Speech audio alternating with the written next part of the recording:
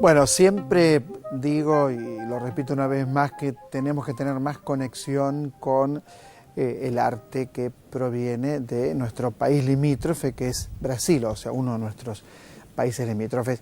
En la Fundación Constantini, en el Malva, presenta una artista plástica que a mí me impactó mucho ver su obra, es Beatriz Milhase, y vamos a compartir por la televisión pública la muestra curada por el francés Frédéric Paul, ahí están las imágenes, que tiene que ver, por un lado, con una pintura abstracta, ¿no? Y con un desborde de color. Ella dialoga con la gran Tarsila do Amaral, también con Burle Marx, y también con ciertos estándares ornamentales y el Art Deco.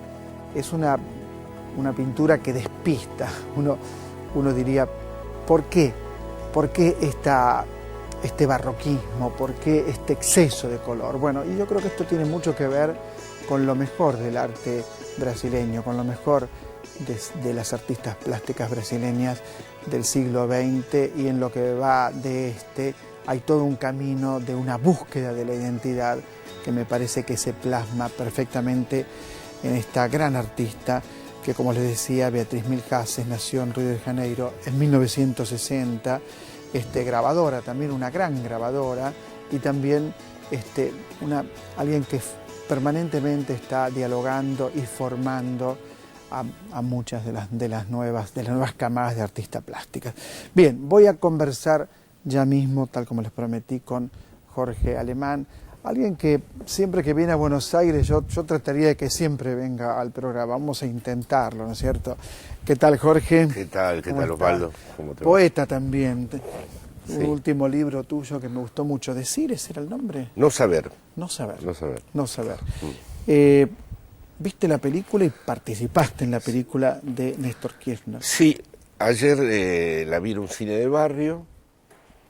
Y bueno, lógicamente, ¿no? Una experiencia sobrecogedora, porque me parece que, bueno, cada uno va a ver esa película según sus criterios, pero a mí lo que me impactó especialmente es que, a diferencia de otras películas sobre una personalidad histórica, aparece un hombre en tensión con un legado, como si fuera hijo de un legado además trágico, que es el agujero negro de los 70, de la dictadura y los desaparecidos, la presencia espectral de los desaparecidos y el contrapunto con él me parecen impresionantes. Esa escena en la ESMA donde él con la mano prácticamente se ve su mano retorciendo la madera de la mesa de donde está hablando, ¿no? Entonces, no es un protagonista que funda desde sí mismo las cosas, es un hombre que tiene que estar a la altura de ese legado y que llega a ser presidente. Normalmente alguien que quiere corresponder con un legado histórico no llega nunca a una responsabilidad así. Garzón ni siquiera se pudo mantener en España en el Tribunal Constitucional. Es muy difícil una responsabilidad pública y a la vez sostener la atención con un legado. Entonces, claro, la película nos recuerda que sucedió una cosa tan rara, que a uno mismo todavía, cuando ve la película, le parece increíble. A mí me sigue produciendo un estupor que todo esto haya podido pasar, porque en primer lugar no había nada que nos mostrara que necesariamente esto iba a ocurrir. Es decir, yo llegué a pensar que en Argentina no iba a haber nunca esa posibilidad que se abre a partir de que este hombre tiene ese compromiso con dos legados, digamos, que se entrecruzan. El 2001, que es con el que se inicia la película, y la dictadura, ¿no? Me parece que ves bien, ¿no? La columna vertebral de la película quizás sea los derechos humanos. Fíjate esa escena a la que vos haces mención.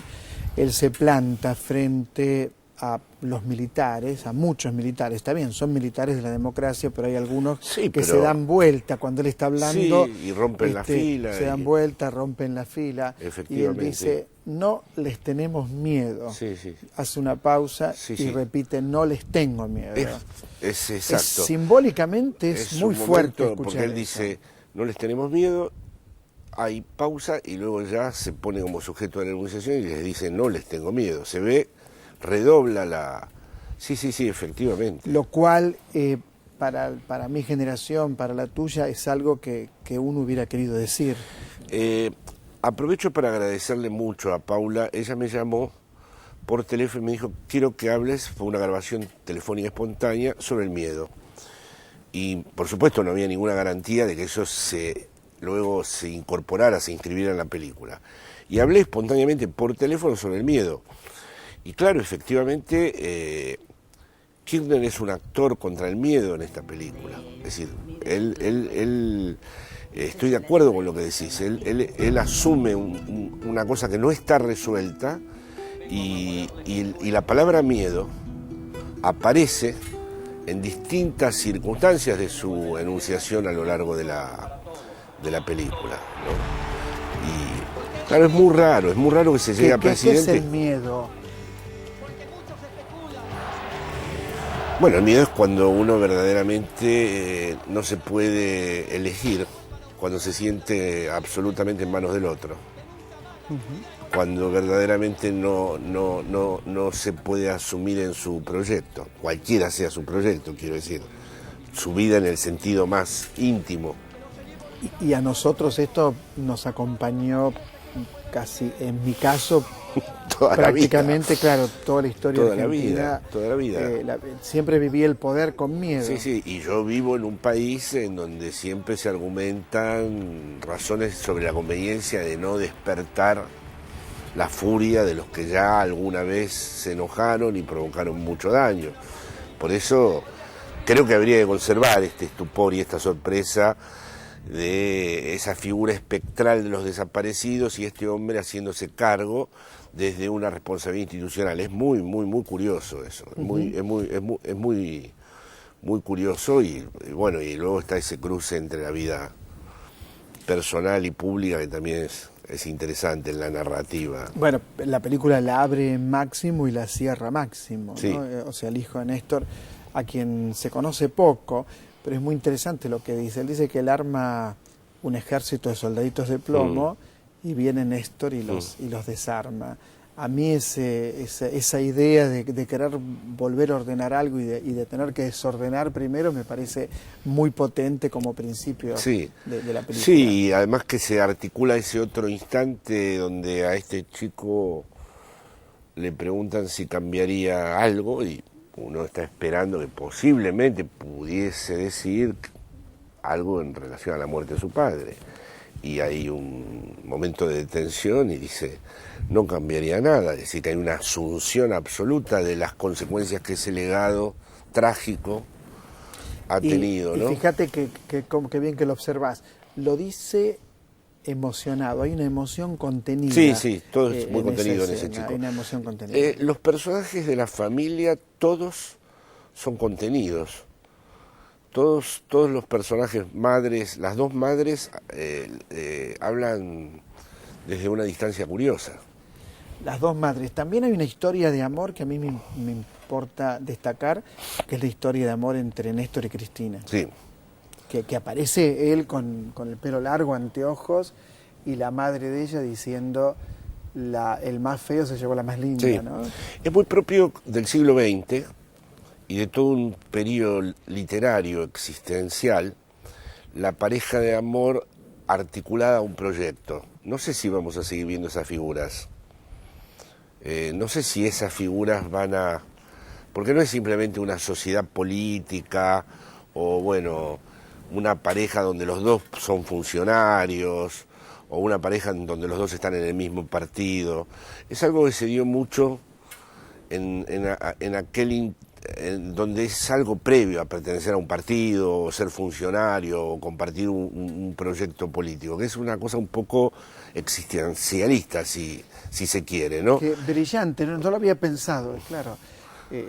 no sé si habrá... Es una pareja con un proyecto muy sí, fuerte. y en donde hay una continuidad sin ruptura entre la dimensión pasional de la relación y la dimensión política y el acuerdo y el desacuerdo, ¿no? En Europa estaba el paradigma de Simone de Beauvoir y Sartre, pero había varias fórmulas en donde una pareja era a la vez la asunción de un proyecto que articulaba la misma relación, ¿no?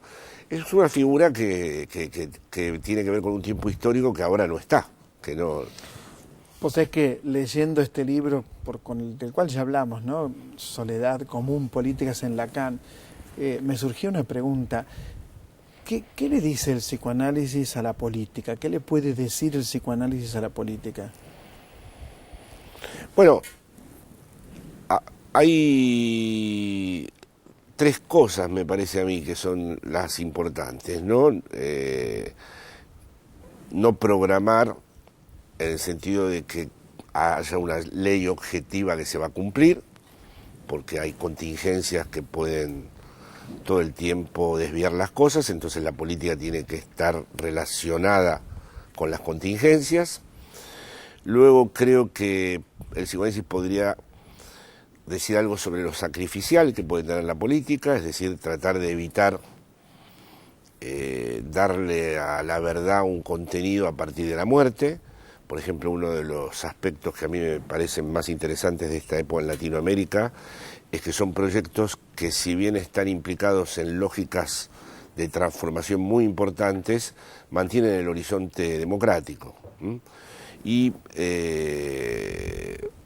eso me parece decisivo en relación al psicoanálisis, porque el horizonte democrático es siempre el respeto a una singularidad irreductible.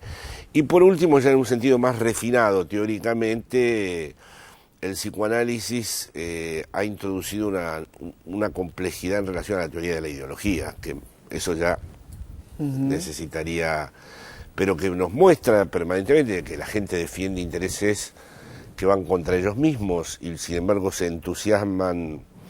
La gente puede identificarse a cosas que van contra ellas mismas y además protestar, reclamar, adherirse, promover cosas que en definitiva van a colaborar con su propia destrucción.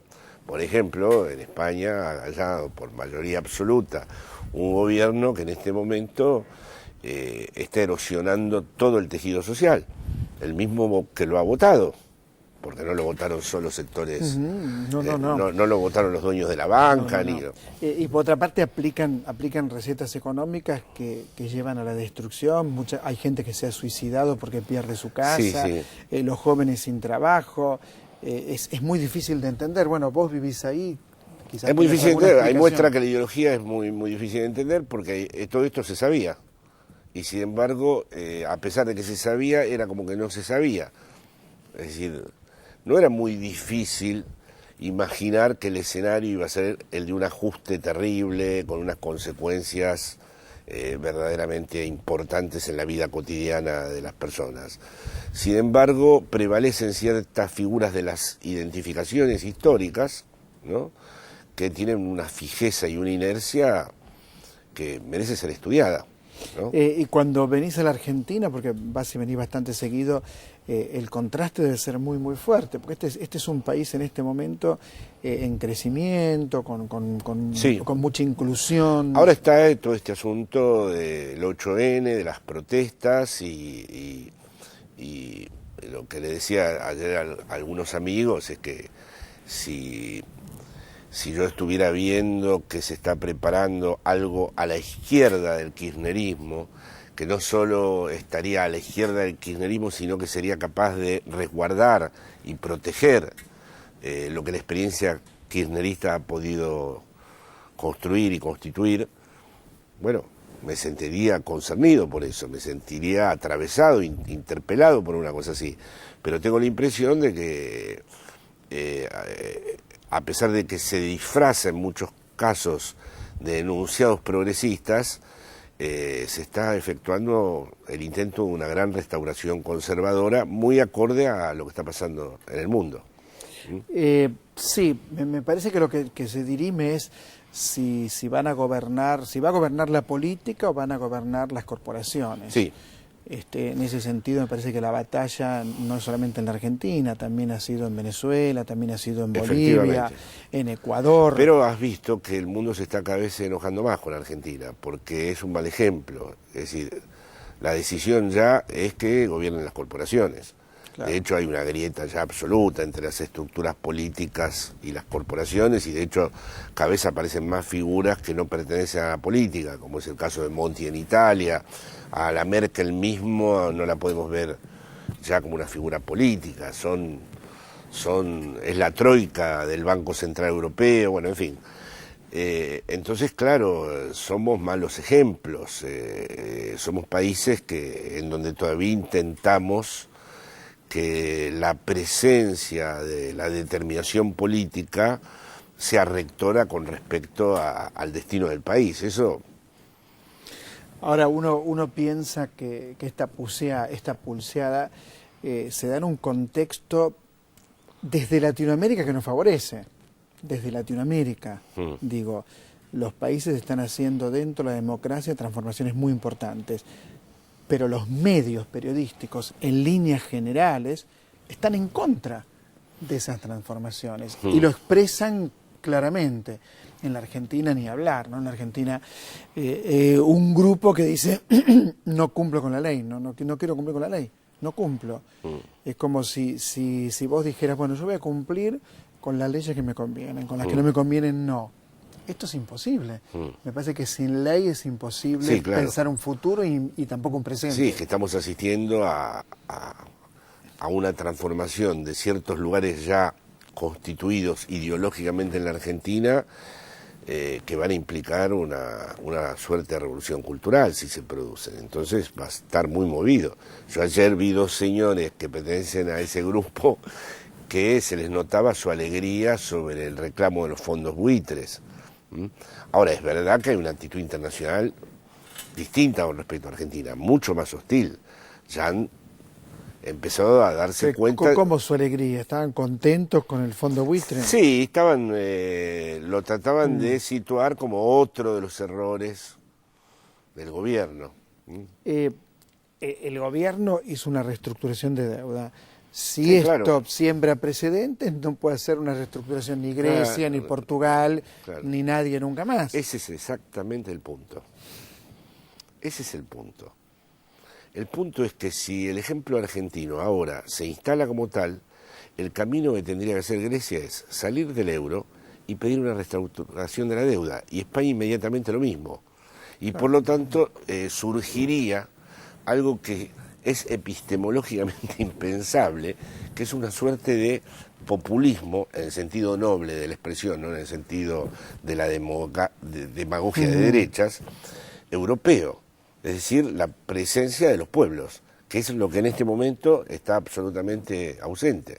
Por eso yo creo que se ha radicalizado la hostilidad con el continente, porque ahora sí, en muchos casos se dan los ejemplos. Y se dice, bueno, Argentina resolvió esto de otra manera. No lo ha resuelto rescatando a la banca. Es decir, ponerle 100.000 millones de euros a la banca en el mismo momento en donde la gente se suicida porque pierde su casa, ¿no? Claro, bueno, lo vivimos aquí en el 2001, digamos, se cuidaban los bancos en lugar de cuidar a la gente. ¿Cómo anda tu poesía? ¿Cómo anda? Mirá la pregunta, ¿cómo anda tu poesía? ¿Cómo está Heidegger y cómo está Lacan? Bueno, lo de mi poesía es lo menos relevante, pero yo creo que uno tiene siempre un compromiso de lector, ¿no? Y yo creo que la poesía es, en mi caso personal, lo único, hay un trasfondo melancólico de mi ser, es decir, de sentirme de verdad a veces suelto, arrojado, no conectado, despojado de todo afecto. Esto es en contra de toda realidad. Tengo una vida familiar, tengo hijos, tengo amigos.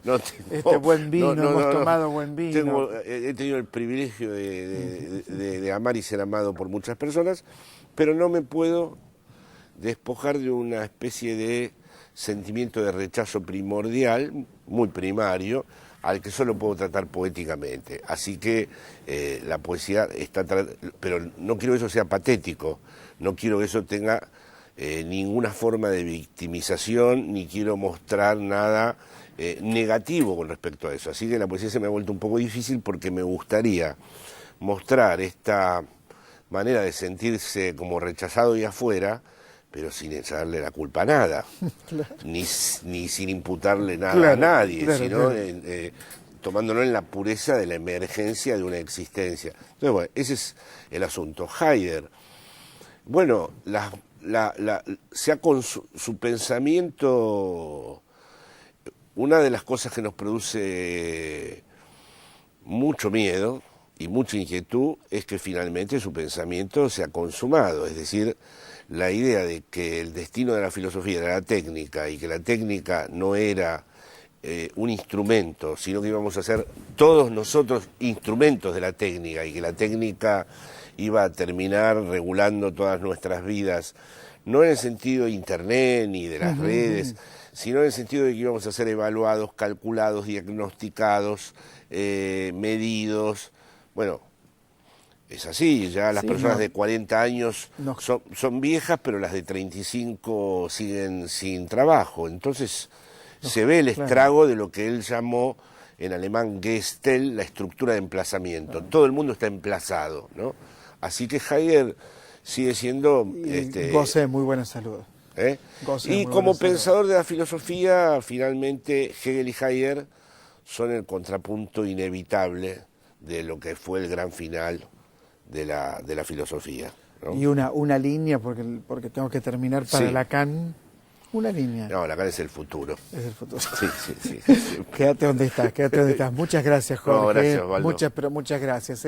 Muy bien. Jorge Alemán, amigo del programa, bueno, léalo, lea libros de psicoanálisis, lea libros de filosofía, lea poesía de Jorge Alemán. Enseguida regresamos, hay mucho más, está Alejandro Grimson, mitos argentinos, por supuesto en otra trama. Enseguida volvemos.